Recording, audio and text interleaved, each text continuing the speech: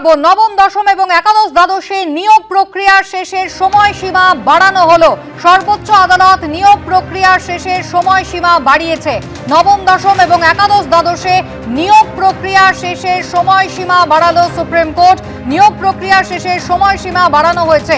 আপনারা জানেন যে ইতিমধ্যেই কিন্তু নবম, দশম, একাদশ দ্বাদশের নিয়োগ শেষের সময়সীমা নির্ধারিত ছিল এবং সেই সময়সীমা আগামী 31শে অগস্ট পর্যন্ত বাড়ানোর সিদ্ধান্ত নেওয়া হয়েছে। অর্থাৎ 31শে অগস্ট পর্যন্ত যোগ্য চাকরিহারা তারা চাকরি করতে পারবেন। 31শে ডিসেম্বর তাদের কাজের মেয়াদ শেষ হওয়ার কথা ছিল। নবম, দশম এবং একাদশ দ্বাদশের ক্ষেত্রে সেই সময়সীমা যাতে বাড়ানো হয়, শিক্ষা দপ্তর কিন্তু সেই আর্জি জানিয়েছিল সর্বোচ্চ আদালতে এবং সেই মেয়াদ বাড়ানো হলো এবার 31শে অগস্ট পর্যন্ত।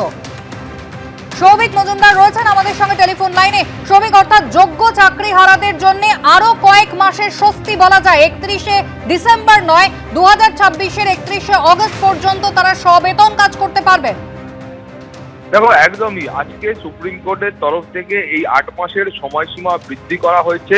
তার কারণ মধ্যশিক্ষা পর্ষদের তরফ থেকে বলা হয়েছিল যে এখন যে পদ্ধতিতে বা যে প্রক্রিয়ায় এই গোটা পদ্ধতিটা সংগঠিত হচ্ছে সেটা শেষ করার জন্য আরো কিছুটা সময়ের প্রয়োজন রয়েছে এবং যার প্রেক্ষিতেই সুপ্রিম কোর্টের মাননীয় বিচারপতিরা জানিয়েছেন যে আগামী 31শে আগস্ট পর্যন্ত, অর্থাৎ 2026 সালের 31শে আগস্ট পর্যন্ত এই নিয়োগ প্রক্রিয়া শেষ করার সময়সীমা বাড়ানো হলো এবং যে যোগ্য শিক্ষকরা, অর্থাৎ যারা নির্দিষ্টভাবে অযোগ্য বলে চিহ্নিত হননি, যে শিক্ষকরা এখনো পর্যন্ত সুপ্রিম কোর্টের নির্দেশে কাজ করছেন এবং সুপ্রিম কোর্টের আগের নির্দেশ অনুযায়ী যারা 31শে ডিসেম্বর পর্যন্ত কাজ করার সুযোগ পেয়েছিলেন, তাদের সেই কাজ করার সময়সীমা আগামী 2026 সালের 31শে আগস্ট পর্যন্ত বাড়ানো হয়েছে।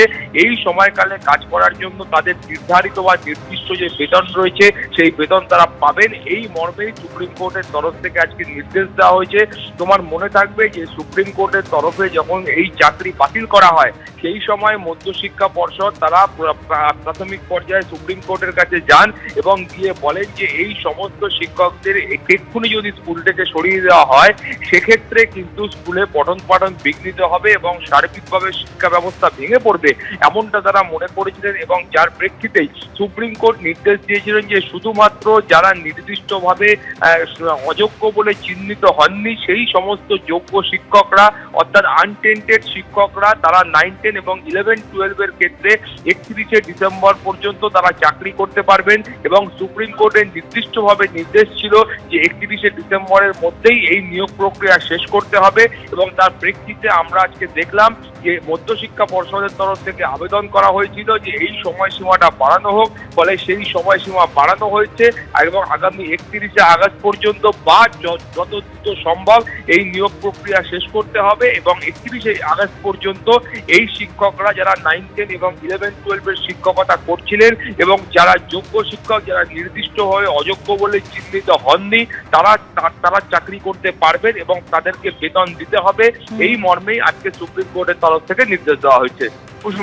একেবারে সৌভিক, তুমি আমাদের সঙ্গে থাকো। অর্থাৎ নবম, দশম এবং একাদশ দ্বাদশে যে নিয়োগ প্রক্রিয়া শেষের সময়সীমা তা কিন্তু বাড়ানো হলো। আপনারা জানেন যোগ্য চাকরিহারারা তাদের কাজের মেয়াদ সবেতন 31শে ডিসেম্বর পর্যন্ত কিন্তু বরাদ্দ হয়েছিল আর ইতিমধ্যেই পর্ষদ সুপ্রিম কোর্টে আবেদন জানায় যে এই মেয়াদ বাড়ানো হোক এবং অবশেষে সুপ্রিম কোর্টের নির্দেশ আগামী 31শে ডিসেম্বর 2025 নয়, 31শে অগস্ট 2026 পর্যন্ত যোগ্য চাকরিহারারা তারা সবেতনে নিজেদের কাজ চালিয়ে যেতে পারবেন।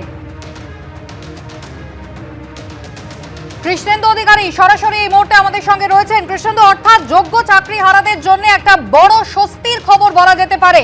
31শে ডিসেম্বর নয়, 31শে অগস্ট সামনের বছর 2026 পর্যন্ত সবেতনে তারা কাজ চালিয়ে যেতে পারবেন এবং একই সঙ্গে রাজ্য সরকারেরও তো কোথাও স্বস্তি, কারণ কিভাবে স্কুলে পঠন পাঠনের কাজ চলবে এই নিয়ে একটা প্রশ্ন বারবার উঠছিল। কৃষ্ণেন্দু, দেখো, এটা বড়সড় স্বস্তি চাকরিহারা শিক্ষকদের যেমন, তেমনি পাশাপাশি রাজ্য সরকার এবং কমিশনেরও।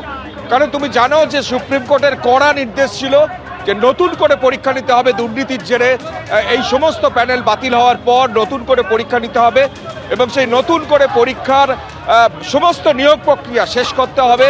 31 ডিসেম্বর অর্থাৎ 31শে ডিসেম্বর বছরের শেষ দিনের মধ্যে রাজ্য সরকারের তরফ থেকে বিশেষত মধ্যশিক্ষা পর্ষদ সুপ্রিম কোর্টে অ্যাপিল করেছিল, এমনকি স্কুল সার্ভিস কমিশনও জানিয়েছিল যে এই সময়সীমার মধ্যে নিয়োগ প্রক্রিয়া সম্পন্ন করা সম্ভব নয় এবং দেশের শীর্ষ আদালত তাদের সেই দাবিকে বা আবেদনকে মান্যতা দিয়ে আগস্ট পর্যন্ত 31 আগস্ট পর্যন্ত এই সময়সীমা বাড়িয়েছে।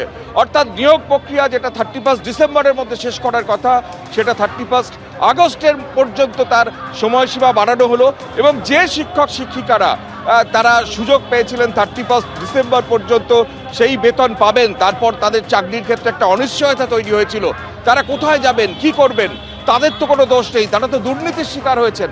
তারা দাবি করছিলেন তাদের ক্ষেত্রে একটা বড়সড় স্বস্তি যে 31 আগস্ট পর্যন্ত তারা চাকরিতে বহাল থাকবেন এবং তারা বেতনও পাবেন। তুমি জানো যে স্কুল সার্ভিস কমিশন এই সুপ্রিম কোর্টের নির্দেশে যেহেতু দুর্নীতির জেরে প্রাতিষ্ঠানিক দুর্নীতির জেরে চাকরি বাতিল হয়ে গেছে, নতুন করে পরীক্ষা নেওয়ার নির্দেশ দিয়েছিল সুপ্রিম কোর্ট এবং স্কুল সার্ভিস কমিশন সেই দুটো পরীক্ষা নিয়েছিল 7 এবং 14 সেপ্টেম্বর এবং সেই পরীক্ষার রেজাল্ট লিখিত পরীক্ষার রেজাল্ট ইতিমধ্যে বেরিয়েছে। এমনকি 11-12-এর ইন্টারভিউ পর্ব শুরু হয়েছে। 11-12-এর ইন্টারভিউ পর্ব শুরু হলেও ইন্টারভিউ পর্বের সমস্ত বিষয় এখনো শেষ হয়নি। 9-10-এর যে ইন্টারভিউর তালিকা কদিন আগেই প্রকাশিত হয়েছে, এখনো ইন্টারভিউ পর্ব বা ভেরিফিকেশন পর্যন্ত শুরু হয়নি। এক্ষেত্রে একটা প্রশ্ন ছিল যে দুটো পরীক্ষা মিলিয়ে প্রায় 5.5 লাখ পরীক্ষার্থী যেখানে পরীক্ষা দিয়েছেন সেখানে কিভাবে এই 31 ডিসেম্বরের মধ্যে নিয়োগ প্রক্রিয়া সম্পন্ন করতে পারবে school service commission. School service commission যেটা সূত্র মারফত জানা যাচ্ছে তারা চেয়েছিল যে 11-12-এর ক্ষেত্রে 15 দিন এবং 9-10-এর ক্ষেত্রে 3 মাস সময়সীমা বাড়ানো তাদের ক্ষেত্রে জরুরি, কারণ তা না হলে এই সময়সীমার মধ্যে তারা এই নিয়োগ প্রক্রিয়া শেষ করতে পারবে না।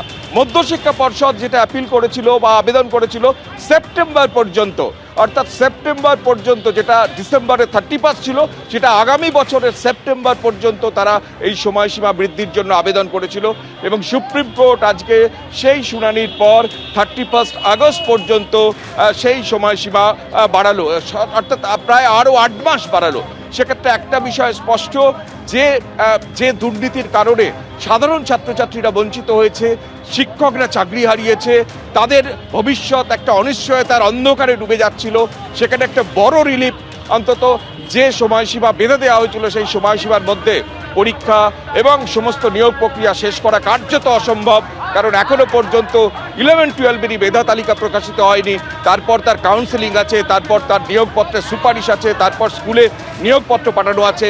9-10-এর কদিন আগেই এই লিখিত পরীক্ষার রেজাল্টের পর ইন্টারভিউর জন্য যে ভেরিফিকেশনের তালিকা সেই তালিকা প্রকাশিত হয়েছে, তারপর ভেরিফিকেশন হবে, হাজার হাজার ছাত্রছাত্রী তাদের পরীক্ষার্থী তাদের ভেরিফিকেশনের পর তাদের ইন্টারভিউর পর তারপর একটা মেধা তালিকা, সেই মেধা তালিকা প্রকাশের পর তারপর একটা কাউন্সেলিং মারফত তারা আবার চাকরি ফিরে পাবেন, এমনটাই অন্তত পদ্ধতি এবং সেই পদ্ধতি মেনটেন করতে অনেক সময় লাগতো এবং সেই সময়সীমার জন্যই আজকে সুপ্রিম কোর্টের কাছে আবেদন জানিয়েছিল মধ্যশিক্ষা পর্ষদ এবং সেই আবেদনে সাড়া দিয়ে নতুন করে যে নিয়োগ প্রক্রিয়ার নির্দেশ সর্বোচ্চ আদালত দিয়েছিল সেই নিয়োগ প্রক্রিয়া এই 31শে ডিসেম্বরের মধ্যে শেষ করা যেমন সম্ভব হচ্ছিল না, এসএসসির কাছে একটা বড়সড় চ্যালেঞ্জ ছিল, তার পাশাপাশি যে যোগ্য চাকরিহারারা যারা বেতন পাবেন আগামী 31শে ডিসেম্বর পর্যন্ত যে নির্দেশ আদালত দিয়েছিল তারা কিন্তু বড়সড় স্বস্তি পেলেন, কারণ সেই মেয়াদ আরো 8 মাস বাড়ালো সুপ্রিম কোর্ট।